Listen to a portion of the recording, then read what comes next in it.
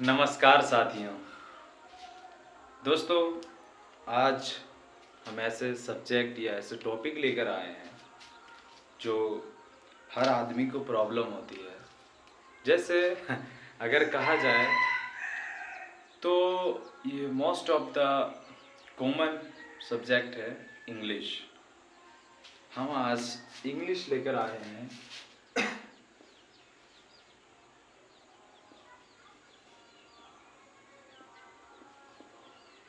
English, अंग्रेजी। अंग्रेजी एक ऐसा भाषा है जो हर देश में बोला जाता है। इसीलिए कहा जाता है कि English is an international language. English कैसा है? अंतर्राष्ट्रीय भाषा है, इंटरनेशनल लैंग्वेज है। इंग्लिश को दो तरीके से डिवाइड किया गया है। कितने तरीके से? दो तरीके से। एक सब्जेक्टिव है, एक क्या है? सब्जेक्ट के वाइज, और दूसरा जो है वो लैंग्वेज है। पहला सब्जेक्टिव हो गया और दूसरा जो है वो लैंग्वेज है। लैंग्वेज है। लैंग्वेज से हम लोग बोल चाल में भी प्रयोग करते हैं। और ये इंग्लिश का ओरिजिन कहाँ से हुआ ये भी हम देखने का प्रयास करेंगे कि इंग्लिश ये ओरिजिन हुआ तो कहाँ से हुआ ओरिजिन। आप लोग को शायद मालूम होगा कि ज़्यादातर अंग्रेज जो थे, अंग्रेज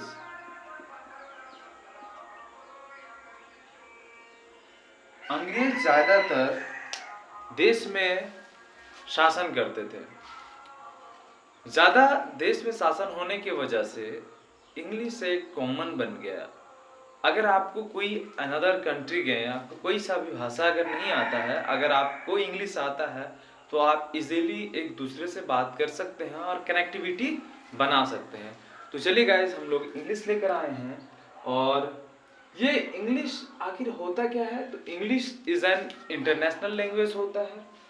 इंग्लिश को दो तरीके से बांटा गया है, एक सब्जेक्टिव होता है, एक लैंग्वेज होता है। सबसे पहले इंग्लिश आने से पहले इसका ओरिजिन कहाँ से हुआ वो हम लोग देखेंगे।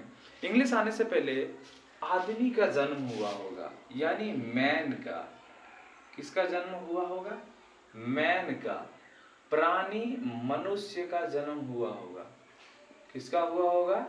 मनुष्य या प्राणी का जन्म हुआ होगा। और मनुष्य को जन्म लेने के बाद सबसे पहले ध्वनि का यानी साउंड का उत्पत्ति हुआ होगा।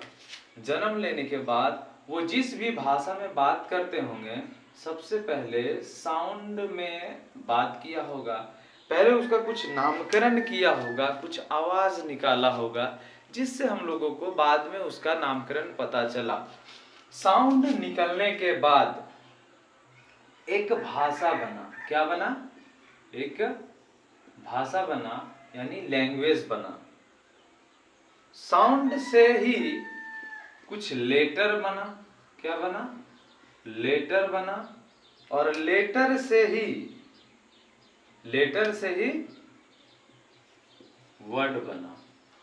वर्ड बोले तो इमेज हो गया, जैसे चेयर हो गया, पेन हो गया,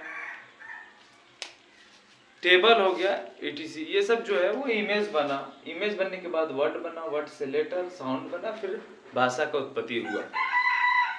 तो ये अगर किसी का भी नाम पढ़ा, उसे ही हम लोग नाउन नाम दिए। क्या दिए? नाउन। किसी का नामकरण हुआ, उसे हम लोग क्या नाम दिए? नाउन नाम दिए। जो हम लोग ये देख रहे हैं, इसका नामकरण नाउन दिया गया। और नाउन को ही हम लोग बोलते हैं नेमिंग वर्ड। क्या बोलते हैं? Naming word. Naming word. अगर जिसका नाम पड़ गया वो नाउन कहलाया। जिसका नाम पड़ गया उसे क्या कहते हैं हम लोग? नाउन कहते हैं। उम्मीद है आप लोग समझ रहे होंगे।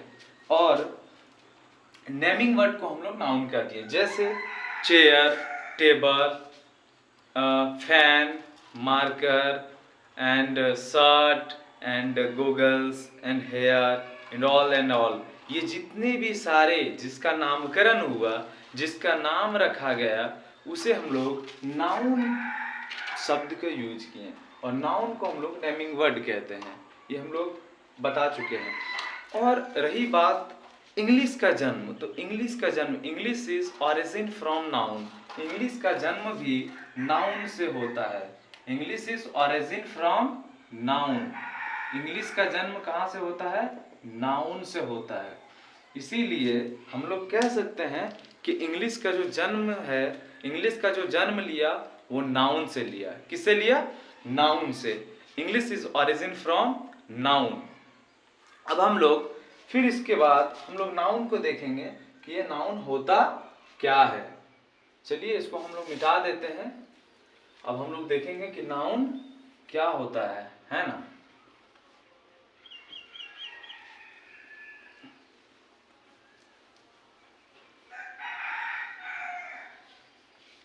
हम लोग अब देखेंगे नाउन क्या होता है।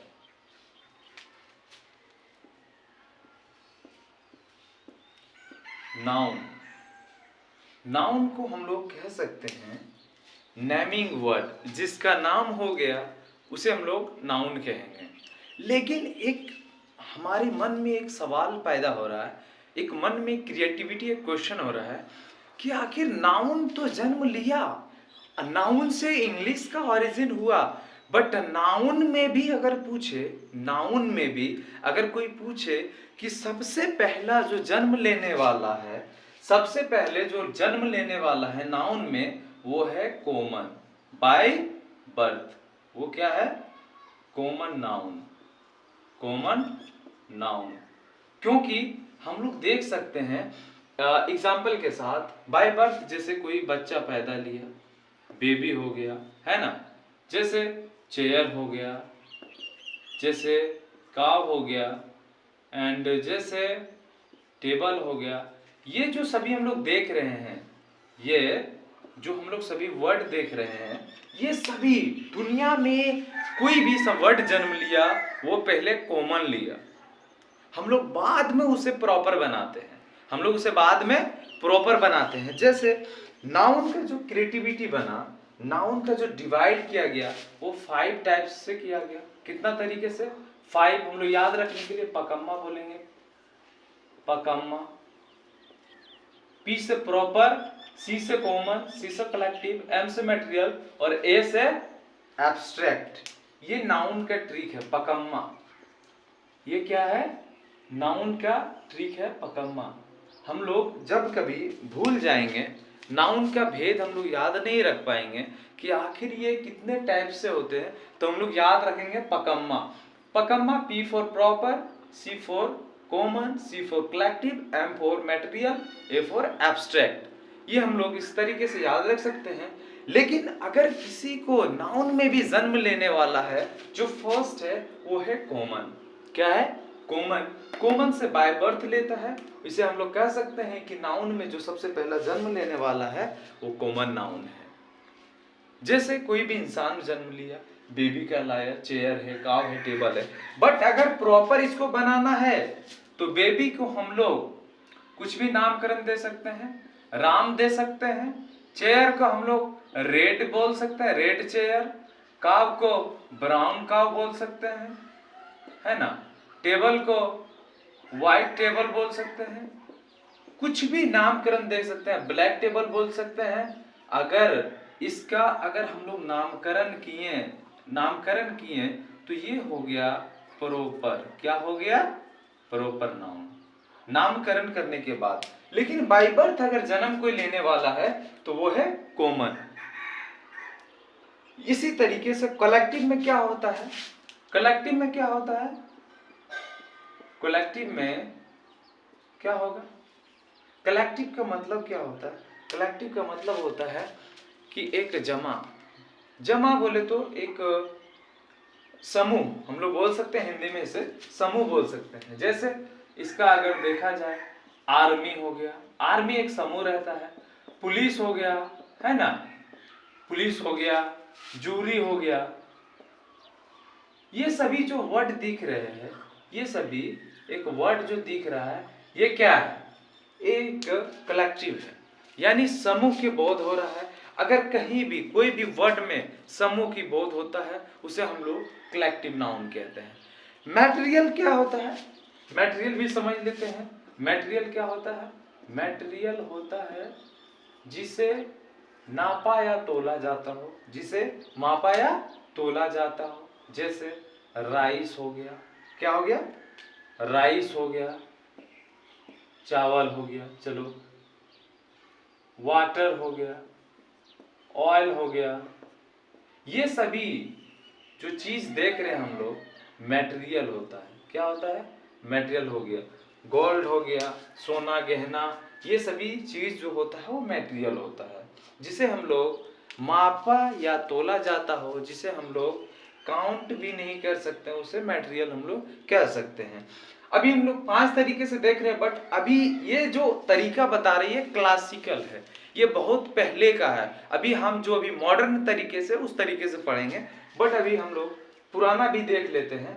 एब्स्ट्रैक्ट बचा, अब क्या है ये? एब्स्ट्रैक्ट। एब्स्ट्रैक्ट, एब्स्ट्रैक्ट का मतलब ये होता है, क्या होता है? जो हम लोग फील कर सकते हैं, जो हमें फील कर सकते हैं, जिसको हम लोग देख भी नहीं सकते, we can not see, only for feel कर सकते हैं। जैसे हम हंस रहे हैं, बट खुद को क्या देख सकते हैं? नहीं, हम फील कर सकते हैं। हंसना, गाना और रोना, सैड, वीपिंग, बोले तो हैप्पी, हैप्पीनेस को भी हम लोग जाहिर कर सकते हैं। बट क्या ये सब जो है फीलिंग है, लव, हेट, किसी से नफरत करना, किसी से मोहब्बत करना, ये सभी चीज जो होता है वो क्या होता है? एब्स्ट्रैक्ट होता है, जो हम लोग फील कर सकते हैं, but we can not touch, हम उसे टच भी नहीं कर सकते। हम क्या हैप्पी को टच कर सकते हैं? नहीं कर सकते हैं। हम लोग उसे, मतलब कोई दूसरा देख सकता है। अगर हम हंस रहे हैं, सैड हैं, उदास हैं, बट हम खुद को फील कर सकते हैं, बट खुद को, अपने आप को नहीं देख सकते। हम मिरर में जाके देख सकते हैं कि भाई ये है, लेकिन हमको मिरर में देखने की भी आवश्यकता नहीं है।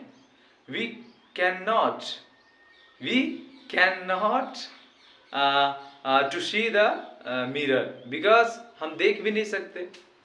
We can't see the mirror.